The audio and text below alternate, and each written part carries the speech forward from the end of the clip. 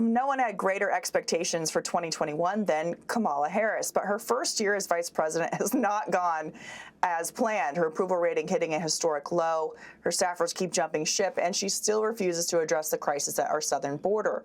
But this isn't how the White House wanted the year to go. So in a last-ditch effort to get the VP some positive headlines, they set up a nice, cushy interview with CBS this weekend.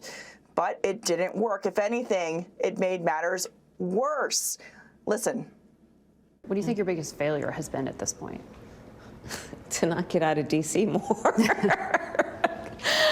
I mean, and I actually mean that sincerely. I've talked to some of your former Senate colleagues, and they say, you have been given an impossible portfolio. Do you think any of this is fair? Do you think you're being set up to fail? No, I don't believe I'm being set up to fail.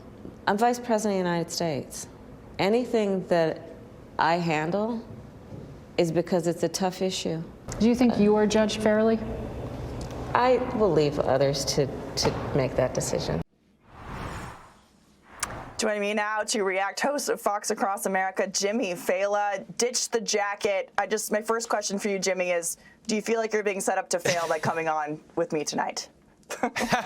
Well, I just want to be clear about one thing. I'm broadcasting tonight from Wapakoneta, Ohio, which, by the way, makes you the first sober person I've talked to in 3 days. But the reason I'm going without a jacket, KP, yes, I mean, you don't know Wapakoneta. I'm going without a jacket because this is my Jim Jordan look. I'm in his congressional district right now, so I'm not doing the Jim Failla. I'm doing the Jim Jordan.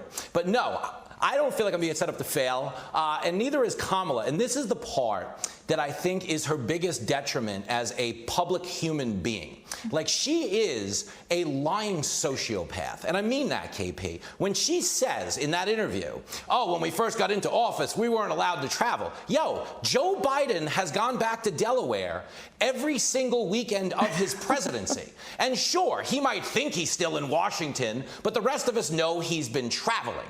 Okay, and this is no different than the border. You know, when she has handled the border, we didn't get mad at her because of, you know, her gender. We didn't get mad at her because of her race. We got mad at her because the border is a now problem. People are being affected by the fentanyl coming across the border now. She responded to it by conducting a study on the root causes of illegal immigration. Yo, Katie, if your house is on fire and you call the fire department, the last thing you want to hear is, you're in luck. We're going to conduct a study on the root causes of fire. No, you don't want that. You want a truck with water, and she's not sending it, which is why she's polling behind Omicron right now.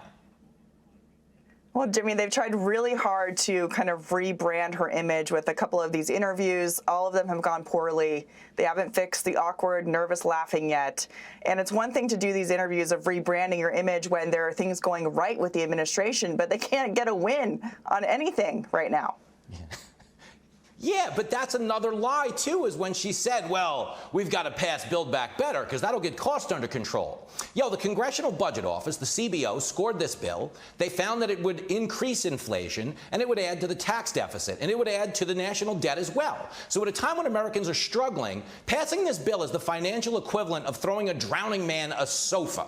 And there she is like, there's my laugh again. We got to pass the bill. And that's why nobody likes her, you know? And that's the biggest thing, KP, is like what she doesn't get is we're not mad at her because she's a woman. We're mad at her because she's incompetent, okay? There's nothing she can point to that's a success. And this idea that her defenders, okay, and that's why she's being asked that question, were you set up to fail? When you're the Vice President of the United States, you are second in line to a job that will never have the luxury of choosing which crises you have to tackle. And on some level, the people working on her staff have to know that. But the fact that they've continued to carry on as if this is a race thing or this is a gender thing, it's embarrassing, KP. Well, when she says it may be a race or agenda thing, and also the media has been saying that. I mean, the interviewer also made that that statement basically in a biased question when she asked her. It's like, do you remember President Donald Trump and how the media treated him? And as I recall, he was a white male. And he got treated pretty poorly.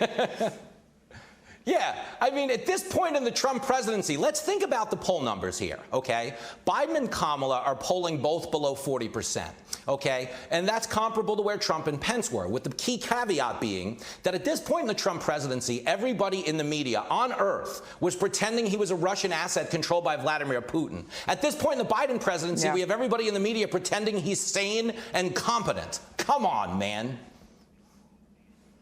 All right, Jimmy, we brought you on for laughs, and you delivered. Did not set you up to fail. Thanks for joining us. Listen, I just thought this was an intervention after all I Ohio. drank at Christmas, so thank you. Bye. You're the best, KP. You're welcome. Hey, Sean Hannity here. Hey, click here to subscribe to Fox News YouTube page and catch our hottest interviews and most compelling analysis. You will not get it anywhere else.